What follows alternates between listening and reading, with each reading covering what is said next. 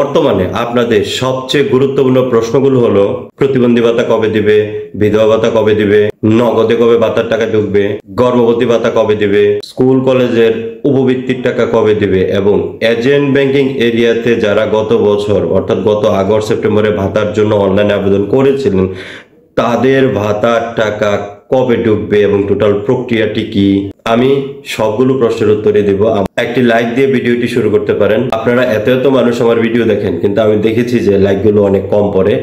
আর তাছাড়া আমার ভিডিও সবটুকু দেখার পরে আপনার যদি মনে হয় কোনো বিষয় আপনি বুঝতে পারেননি অথবা অস্পষ্টতা আছে, আপনি অবশ্যই কমেন্ট করে প্রশ্ন করবেন, যখন খুশি প্রশ্ন করবেন। আপনি যতক্ষণ পর্যন্ত না আপনার প্রশ্নের সুস্পষ্ট উত্তর পাবেন আপনি ততক্ষণ পর্যন্ত প্রশ্ন করবেন।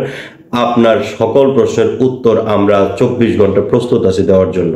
আমি বলেছিলাম যে ভাতার টাকা 19শে মে থেকে ঢুকতে শুরু করবে অথবা 19শে মে থেকে 23শে মের মধ্যে টাকা ঢুকতে শুরু করবে। 19শে মে থেকেই কিন্তু টাকা ঢুকতে শুরু করেছে, কিন্তু এটা অনেকে বিশ্বাস করতে পারছেন না। অনেকে বলতেছেন যে আমি এসব ভুয়া কথাবার্তা বলতেছি। তো ভাই আপনারা দেখতে পারেন তো যে আমি কতটা সত্য বলেছি। আমার ভিডিওর কমেন্টের নিচে আছে, সারা দেশে বিভিন্ন ফেসবুক পেজে আছে, তাছাড়া যেখানে যেখানে টাকা পাইছে এটা তো সবাই জানে। আর তাছাড়া আপনারা এটা তো ভালো করেই জানেন এই ভাতাভোগী কিন্তু সমাজসেবা অধিদপ্তরের 1,15,00,000। সো আপনার টাকাটি তো ঢুকতে সময় লাগবে। একদিনে তো 18 লক্ষের বেশি টাকা ঢুকে না আইভাসে, এবং সেটা অনেক ক্ষেত্রে আরো অন্যান্য কমও ঢুকে, কারণ সরকারের অন্যান্য দপ্তরের জরুরি বিল থাকে যেটা আইভাসের মাধ্যমে পাস হয়, যার কারণে ভাতাভোগীদের সংখ্যা কোনো কারণে হ্যাম্পার হতে পারে। কিন্তু এটা সত্য যে ভাতার টাকা ঢুকতে শুরু করলে ওই 1,15,00,000 মানুষের ভাতার টাকা জনে জনে দিতে দিতে ধাপে ধাপে তো সময় লাগবে। তার আগে ছোট্ট করে বলে রাখি যে এজেন্ট ব্যাংকিং এরিয়াতে বাংলাদেশে 100টি উপজেলায় এজেন্ট ব্যাংকিং এর মাধ্যমে বয়স্ক বিধবা প্রতিবন্ধী ভাতা আর অন্যান্য অনেক ভাতা দেওয়া হয়। যারা গত আগস্ট সেপ্টেম্বরে অনলাইনে ভাতার জন্য আবেদন করেছিলেন তারা যদি এবছর ভাতার জন্য নির্বাচিত হন তাহলে কি আপনি ভাতার টাকা সাথে সাথে তুলতে পারবেন? না, আপনার অ্যাকাউন্টে হয়তো টাকা ঢুকবে কিন্তু আপনি টাকা তুলতে পারবেন না। আপনাকে কেওয়াইসি করতে হবে।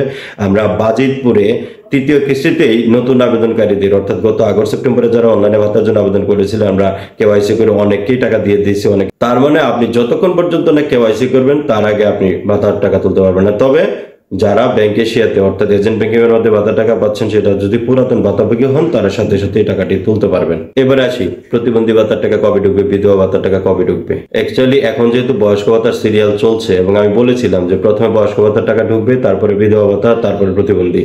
বয়স্ক ভাতার টাকা যেহেতু গত রবিবার থেকে অর্থাৎ 19 তারিখ থেকে ঢুকতে শুরু করছে, তাহলে তার জন্য তো 3 থেকে 4 দিন সময় লাগবে বয়স্ক ভাতার টাকা দেওয়া শেষ হতে। তারপরে সিরিয়াল আসবে বিধবা ভাতার। বিধবা ভাতাভোগী হয়তো 1-2 দিনের মধ্যেই শেষ হয়ে যাবে, অর্থাৎ বৃহস্পতিবারের মধ্যে হয়তো বিধবা ভাতার টাকা ঢুকে যাবে। তার মানে আগামী সপ্তাহে হয়তো চলে যাবে প্রতিবন্ধী ভাতার টাকা এবং হয়তো বৃহস্পতিবারে বুধবারে কিছু প্রতিবন্ধী ভাতার টাকা ঢুকবে। তার মানে আপনার একটু ধৈর্য ধরে অপেক্ষা করতে হবে। আগামী 5-7 দিনের মধ্যে বয়স্ক এবং বিধবা এবং প্রতিবন্ধী ভাতা দেওয়া শেষ হয়ে যাবে বলে আশা করা যায়। তবে একটা কথা হচ্ছে যে কিছু কিছু মানুষের টাকা বিভিন্ন কারণে ঢুকবে না, এটার জন্য আমি আলাদা একটা ভিডিও করবো এবং সেটা খুব কম সংখ্যক, ম্যাক্সিমাম 98% 99% ভাতাভোগী টাকায় ঢুকে যাবে। নগদে কবে ভাতার টাকা ঢুকবে, অ্যাকচুয়ালি এরকম কোনো বিভাজন নাই। নগদে কবে ভাতার টাকা ঢুকবে, বিকাশে হয়তো আগে ওই ইউনিয়নটি বা ওই উপজেলাটি হয়তো বিকাশে টাকা দেওয়ার জন্য ওই ইউনিয়নটি সিরিয়ালে আইবাস আগে গেছে, এই জন্য তাদের টাকা আগে ঢুকছে। এমন না যে নগদ টাকা আটকায় রেখেছে, সিরিয়ালি আইবাসে যেটা আগে গেছে সেটাই ঢুকছে। এখানে নগদ বা বিকাশের কোনো কৃতিত্ব নেই অথবা কারো কোনো হতাশার কারণ নেই। আপনারা খেয়াল করে দেখবেন কোন কোন উপজেলায় নগদে টাকা ঢুকে গেছে। গর্ভবতী ভাতার টাকা কবে ঢুকবে, গর্ভবতী ভাতার টাকা এখন ঢুকবে না, কারণ আইবাস একটা সিরিয়াল থাকে। যেহেতু এখন সমাজসেবা অধিদপ্তরের সিরিয়াল চলছে, তার পরবর্তীতে হয়তো গর্ভবতী ভাতার সিরিয়াল চলবে। কারণ সাধারণত সমাজসেবা অধিদপ্তরের সিরিয়ালের পরে গর্ভবতী ভাতার সিরিয়ালে থাকে, সাধারণত এর পরবর্তীতে হয়তো গর্ভবতী ভাতার সিরিয়াল আসবে। আর স্কুল কলেজের উপবৃত্তি সেটাও হয়তো তার পরবর্তীতে আসবে। তার মানে আমরা সমাজসেবা অধিদপ্তরের ভাতার টাকা বিতরণ হওয়া শেষ হলেই কিন্তু অন্য কোনো অধিদপ্তরের সিরিয়াল আসবে। তার মানে আমরা এটা বলতে পারি যে সমাজসেবা অধিদপ্তরের ভাতা বিতরণ শেষ হলে পরবর্তীতে হয়তো গর্ভবতী ভাতার সিরিয়াল আসবে অথবা স্কুল কলেজের উপবৃত্তি বিতরণের সিরিয়াল আসবে। তবে সমাজসেবা অধিদপ্তরের অন্যান্য আরো অনেক ভাতা কার্যক্রম আছে, অনগ্রসর ভাতা, অনগ্রসর উপবৃত্তি, বেদে অনগ্রসর উপবৃত্তি, তারপরে হচ্ছে চা শ্রমিকদের প্রদান,